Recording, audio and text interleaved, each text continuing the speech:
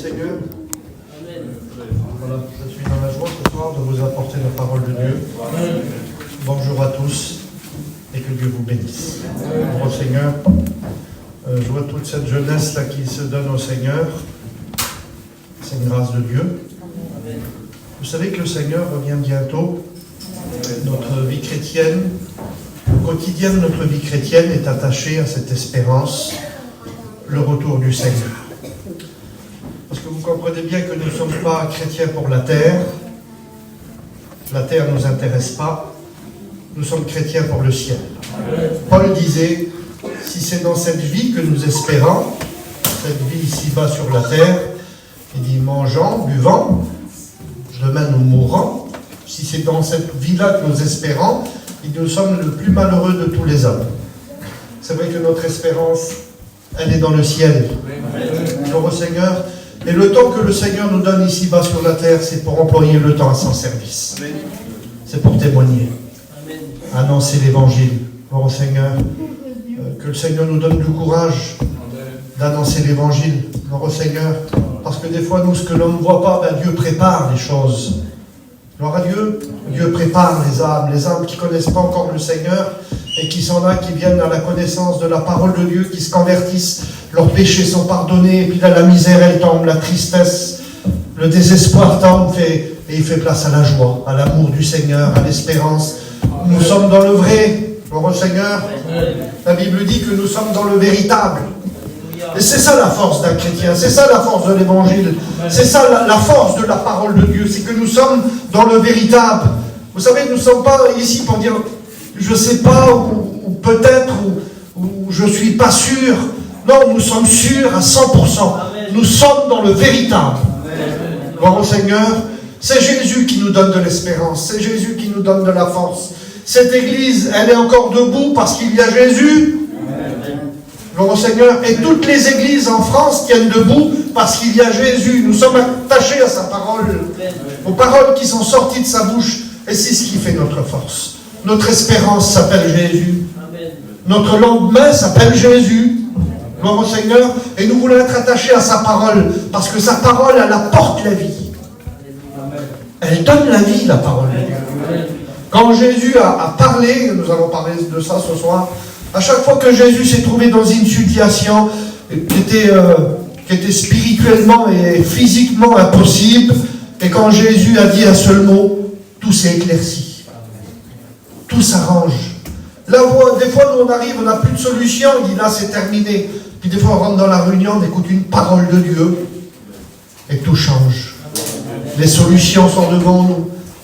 Il faut être à l'écoute de la parole de Dieu.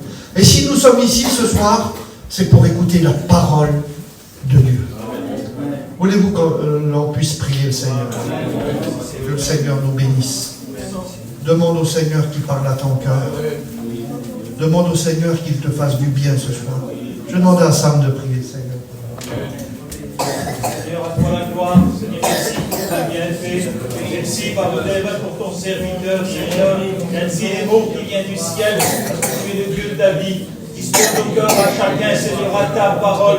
On puisse la garder dans nos cœurs, la serrer, Seigneur, et l'aimer. Que ton nom en soit glorifié. Merci, Seigneur. Amen.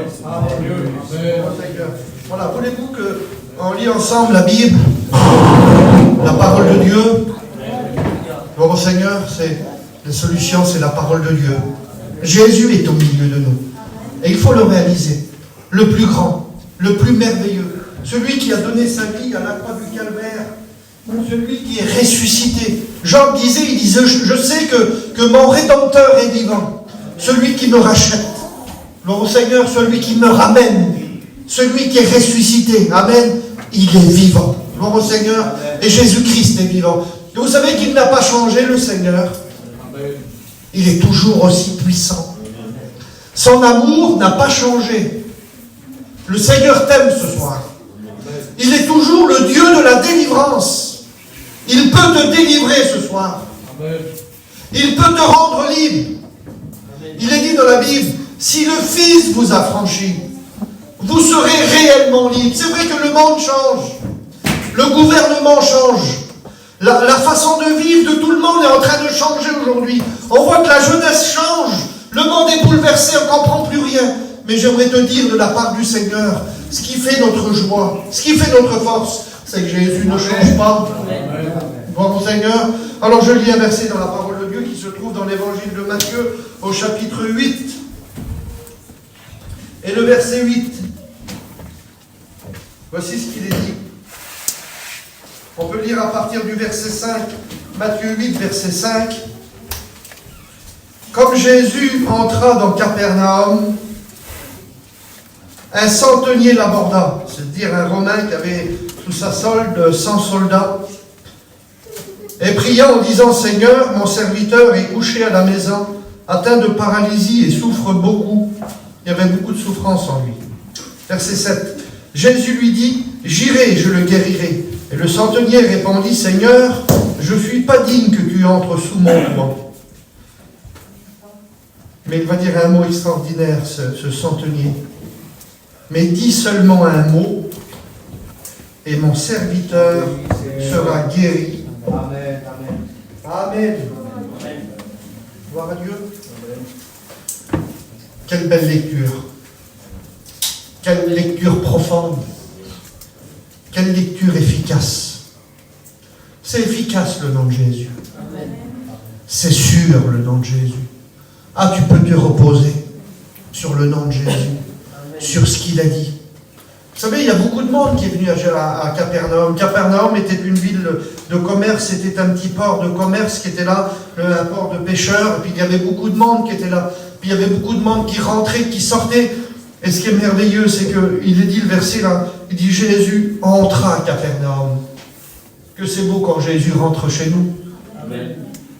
Que c'est beau quand Jésus rentre dans notre maison, quand Jésus rentre dans notre cœur, quand Jésus vient dans notre foyer. Il peut avoir un foyer de tristesse, ça peut être un foyer de ténèbres, un foyer où il n'y a plus l'accord, où il n'y a plus l'amour, mais quand Jésus entre dans le foyer, la paix arrive, l'amour vient. Et puis quand Jésus est venu à Capernaum, et Dieu sait qu'il y avait beaucoup de problèmes à Capernaum. Il y avait beaucoup de malades, il y avait beaucoup de souffrances, il y avait beaucoup de pleurs, il y avait beaucoup de besoins à Capernaum. Comme des fois le besoin de nos cœurs, le besoin dans nos maisons, il peut y avoir beaucoup de besoins chez nous. Et puis, même si des fois on fait venir des docteurs, on peut faire venir des psychiatres chez nous, on peut faire venir des avocats chez nous, on peut faire venir des juges, ce que vous voulez, et on peut faire venir des policiers chez nous, tout ce que vous voulez. Puis des fois, il n'y a pas de solution. Mais quand Jésus vient, c'est la solution qui arrive. Les chrétiens, quand Jésus est venu chez vous, c'est la solution qui est venue là. Et quand Jésus rentre à Capernaum, et voilà qu'il y a un homme qui est là, c'est un centenier, c'est un Romain. Et puis chez lui, il y a un problème, il a un serviteur qui est gravement malade. Et puis la Bible dit qu'il souffre beaucoup, il y a beaucoup de souffrance dans le corps de ce serviteur qui est là. Et puis ce centenier romain, il aime son serviteur, il est attaché à son serviteur, et il souffre pour lui, mais il n'y a pas de solution. Pourtant c'est un Romain, il avait beaucoup de capacités, il y avait beaucoup de moyens pour ce Romain-là. Mais aucune solution pour lui. Il y avait beaucoup de souffrance. Et quand Jésus rentre dans Capernaum, et voilà qu'il va l'accoster. Et voilà qu'il va lui parler. Vous savez qu'il faut prendre les paroles de Jésus. Il faut oser. Des fois, on n'ose pas s'approcher de Dieu. On n'ose pas lui demander. On n'ose pas lui prier. Et pourtant, lui, c'est pas un juif. C'est un Romain. Et puis les Romains, et puis les païens avec les Juifs n'avaient aucune relation. Mais lui, il va oser. Il va oser parce qu'il a besoin. Il a besoin de la bénédiction chez lui. Il veut la bénédiction. Alors il va oser. Il ne va pas regarder au regard des uns ni au regard des autres. Il va accoster Jésus. Et pour avoir la bénédiction, mais il faut venir vers Jésus. Il faut oser lui demander. Il faut oser lui prier. Et fais-lui les demandes dont tu as besoin ce soir. Il est capable de te les accorder. Il va dire, chez moi là-bas, j'ai mon serviteur, mais pourtant il n'a pas le droit de prier, lui. C'est pas pour lui, ça. C'est pas un fils d'Abraham. C'est un païen. Et puis les païens n'ont pas de relation avec les Juifs. Et puis c'est très compliqué pour qu'un païen soit exaucé à cette époque-là. Mais lui, il ose quand même. Parce qu'il veut la bénédiction. Veux-tu la bénédiction ce soir? Veux-tu que Jésus agisse chez toi? Et même si tu te dis, bon, je ne mérite pas la grâce de Dieu, je suis un grand pécheur, mais viens vers Jésus. Viens lui parler, il aura un mot pour toi, il aura une solution pour toi. Il dit, mon serviteur qui est à la maison, là, il souffre beaucoup. Et le Seigneur dit, ben j'irai. Vous voyez, il dit, j'irai, je le guérirai. Et ce qui me plaît dans cette lecture de la parole de Dieu, c'est qu'on voit qu'il y a toute la puissance dans l'amour et dans la grandeur du Seigneur. Il dit, Seigneur, je ne suis pas digne que tu entres sous mon toit. Il reconnaît avec humilité que c'est un pécheur. Il reconnaît aussi que c'est un païen. Et puis c'est pas digne pour lui que Jésus rentre dans sa maison. Mais dire, Seigneur, dis seulement un seul mot. Vous voyez, c'est ça qui est remarquable. Un seul mot. Comment? Un seul mot du Seigneur. On a dit que cet homme souffrait beaucoup. Un seul mot de lui, plus de souffrance. C'est possible, ça? Amen. Ben oui, c'est possible. Avec un seul mot de lui. Alors, un seul mot du Seigneur peut enlever toute ma tristesse. Oui, un seul mot de lui peut enlever toute ta tristesse. Un seul mot de lui peut enlever toute cette fatigue qui t'écrase, tout ce poids qui t'écrase, là, qui t'empêche à la limite de respirer. Un seul mot de lui suffit. Oui, un seul mot de lui suffit pour que ce fardeau puisse disparaître de ton cœur. Un seul mot de lui peut essuyer tous mes problèmes, toutes mes difficultés, tout ce que je n'arrive pas depuis des jours et des mois et des années à surmonter, c'est toujours sur moi. Je n'arrive plus à m'en sortir. Est-ce qu'un seul mot de lui peut m'en sortir de ma difficulté où je suis? Ah ben, ce qui me donne de la force ce soir, c'est de vous dire oui, un seul mot de Dieu. On chante ce cantique, un seul mot de mon Dieu, et tout devient possible. C'est pas des mots à hasard, vous savez, c'est pas des cantiques qu'on a envie de composer, puis qu'on a écrit comme ça, et puis non, c'est écrit dans la parole de Dieu. Un seul mot de lui peut tout changer. Et c'est pour ça quand les hommes religieux de l'époque lui ont dit allez arrêtez Jésus, puis quand la police du temple est arrivée, et quand ils sont arrivés là prêts pour arrêter Jésus, Jésus était en train de faire une réunion, il était en train de prêcher, il était en train de dire que celui qui a soif, qu'il vienne à moi. Et puis ces hommes sont retournés vers les chefs religieux qui, bien sûr, ils n'ont pas arrêté Jésus. Et ils vont dire sur lui, vous ne l'avez pas arrêté? Il va dire non, parce que jamais homme n'a parlé comme cet homme. Amen. Écoutez ce qu'il a dit. Un jour, un lépreux est venu vers lui. Un lépreux, c'était inguérissable à cette époque-là. Encore aujourd'hui, on ne peut pas guérir les lépreux. Vous savez pourquoi? Parce qu'on les laisse mourir, les lépreux. Il n'y a pas assez de moyens pour que les scientifiques puissent chercher, alors on les laisse dans la misère. C'est des maladies incurables. Quand on est lépreux, ben c'est la mort qui arrive devant nous. Et puis il est venu vers le Seigneur, il est venu, c'était sa solution. La seule solution, c'était lui. Il dit, Seigneur, si tu le veux, tu peux me rendre pur. Amen. Jésus ne lui a pas dit, va au temple. Il n'a pas dit, offre des sacrifices. Il ne pouvait pas aller au temple. Il ne pouvait pas offrir des sacrifices. Jésus a dit un mot. Amen. Il a dit un mot, le Seigneur. Il dit, je le veux, sois pur. Amen. Quand était-il purifié? De suite. De suite. Et c'est pour ça que quand je lis tous ces petits versets de la parole de Dieu, et quand je lis toutes ces vérités de la parole de Dieu, ça veut dire qu'un mot de lui peut essuyer toute la souffrance et toute la maladie. Un seul mot de lui. Quand Jésus s'est trouvé dans la tempête aussi, il y a peut-être la tempête chez toi, c'est peut-être difficile chez toi, avec tes enfants, ou avec ton mari, ou avec ton épouse, c'est peut-être difficile. Tu es en train de vivre une tempête insurmontable que tu n'arrives plus à t'en sortir. Et Dieu sait qu'il y a des tempêtes qui sont difficiles. Et même quand Pierre et les autres allaient mourir, et puis qu'ils ont réveillé le Seigneur, et qui ont dit ces paroles, Seigneur, ne t'inquiète-tu pas, nous périssons. Puis des fois, il faut dire la vérité, on n'a plus la force. Tu n'as peut-être plus la force ce soir. Tu n'as peut-être plus de solution. Mais j'aimerais te dire que ta solution s'appelle Jésus. Et quand il y a un mot de bénédiction en ta faveur, quand il y a un mot de bénédiction qui vient sur toi, qui vient vers toi, et qui lui dit, il est capable de se lever au sein de la barque, dans la tempête, et de parler au vent, et parler à la pluie, silence, tais-toi. Un seul mot de lui. Et puis la mer s'est calmée. Le vent s'est tu devant lui. Le vent s'est arrêté quand Jésus a parlé. Que c'est beau quand Jésus parle. Gloire à Dieu, quelle espérance. Quelle espérance, ça veut dire que quand lui dit quelque chose, on n'a pas besoin d'écouter des heures de prédication.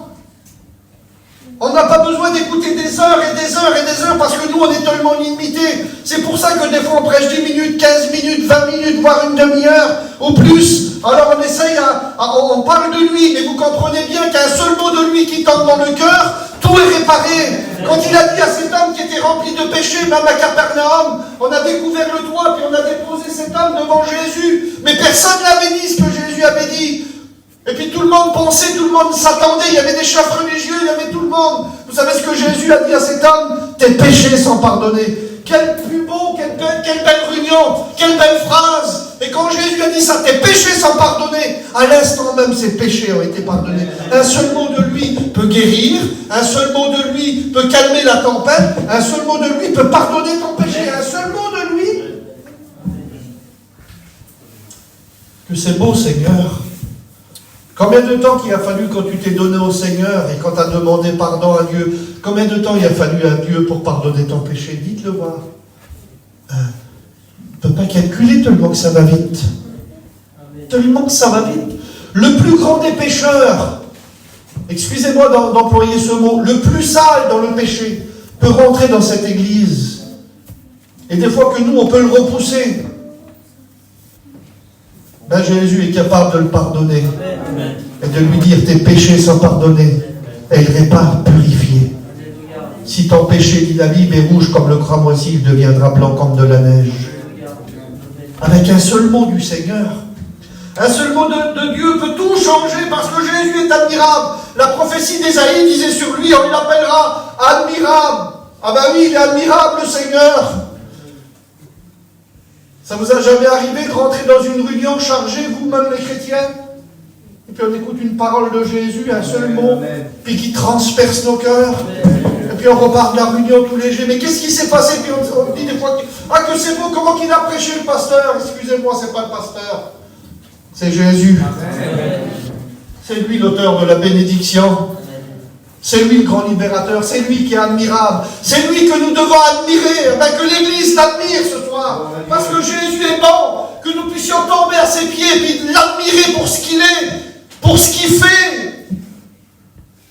Nous devons l'admirer parce qu'il s'appelle admirable, il s'appelle aussi conseiller, il est le conseiller de nos cœurs, le conseiller de nos vies. Tu as peut-être besoin d'un conseil, tu vis peut-être une situation ce soir, tu n'arrives plus à t'en sortir, comment je vais gérer cette affaire, comment je vais parler, qu'est-ce que je vais dire? Ben viens vers l'admirable et viens vers le conseiller ce soir. Il saura te dire les mots parce qu'il a les mots lui, il sait dire les mots, il sait dire les choses le Seigneur. La Bible dit aussi, on l'appellera Dieu puissant, Père éternel et Prince de la paix. Voilà qui il est, le Seigneur. Seigneur, quand j'écoute sa parole et quand je dis tous les miracles que le Seigneur a fait, je dis Seigneur, même si je suis fatigué, même si ça ne va pas, même si je suis chargé, il suffit que je vienne vers toi. Jésus a dit un jour dans une de ses prédications, venez à moi vous tous qui êtes fatigués, je vous donnerai du repos. Comment pas venir vers lui? Tu es chargé, tu as besoin de repos, tu as besoin que ton cœur soit libre, tu as besoin que ton âme soit libérée. Va viens vers le Seigneur ce soir. Viens vers Jésus. C'est vers lui qu'il faut venir. Le centre de nos prédications s'appelle Jésus. Le sujet de notre vie chrétienne s'appelle Jésus. Le sujet de notre église s'appelle Jésus. Nous voulons être attachés à sa parole. Nous voulons être attachés à l'amour du Seigneur. Le Christ ressuscité, il est au milieu de nous. Il n'a pas resté sur la croix. Il est ressuscité. Le troisième jour, il est ressuscité.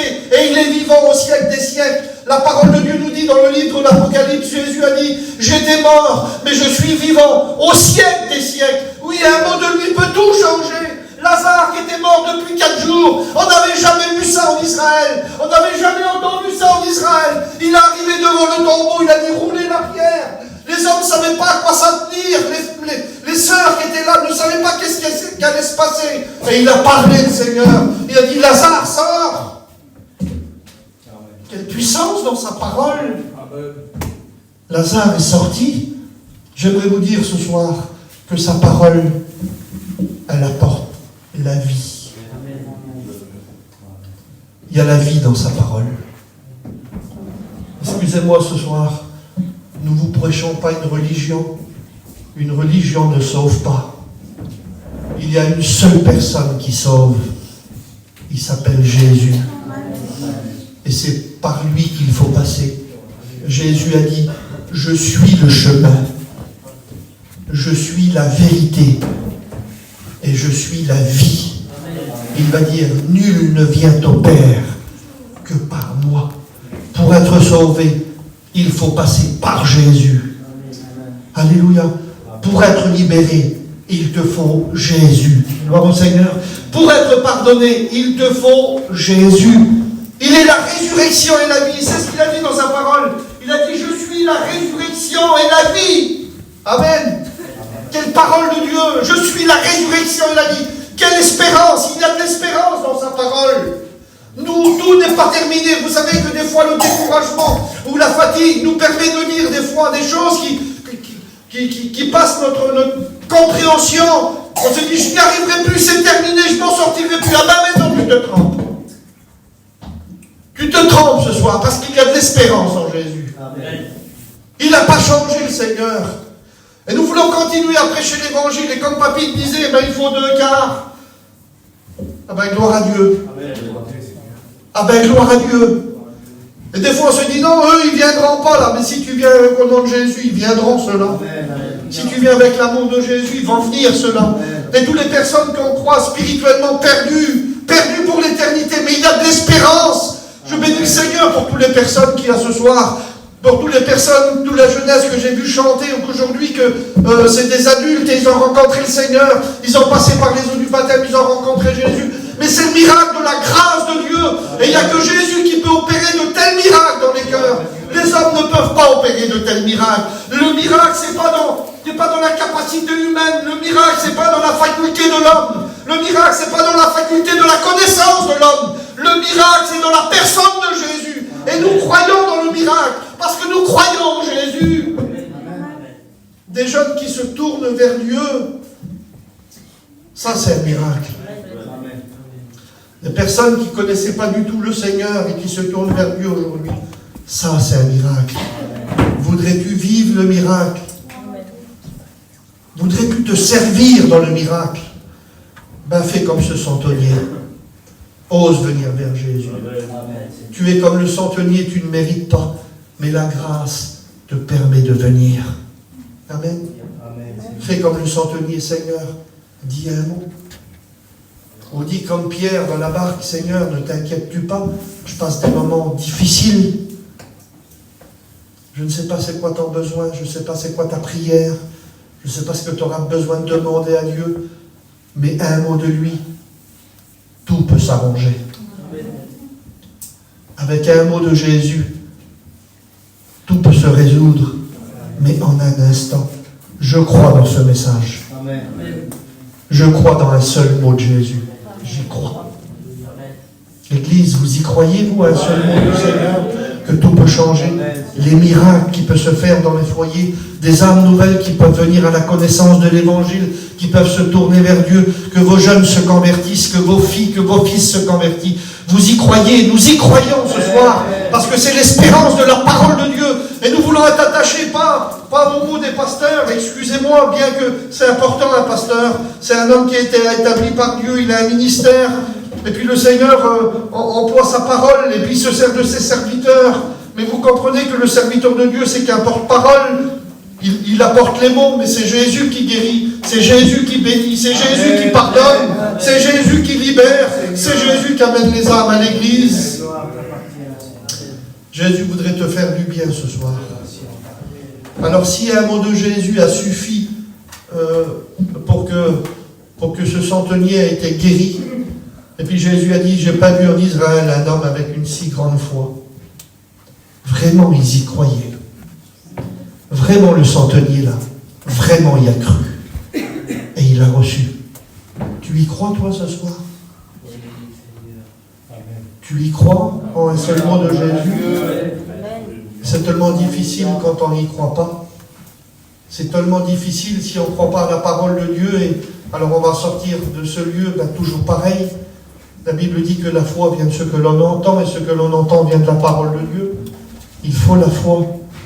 La Bible dit que celui qui n'est pas la foi, il est semblable au flot de la mer. Il dit qu'un tel homme ne s'imagine pas recevoir, mais si tu crois ce soir, tu verras la gloire de Dieu. Amen. Alors que notre foi puisse être attachée à sa personne. Amen. Que notre foi puisse être attachée à ce qui est écrit. Que notre foi puisse être attachée au mot simple qui est sorti de la parole de Dieu. Si ce soir tu ne sais pas lire un verset, lis les évangiles et prends Jésus à la lettre. Dis Seigneur, tu l'as dit, j'y crois. J'y crois, tu le feras. Et le Seigneur, dans son amour, il le fera pour toi. Gloire au Seigneur. On demande à un frère de prier. Je demandais à Jess de prier le Seigneur.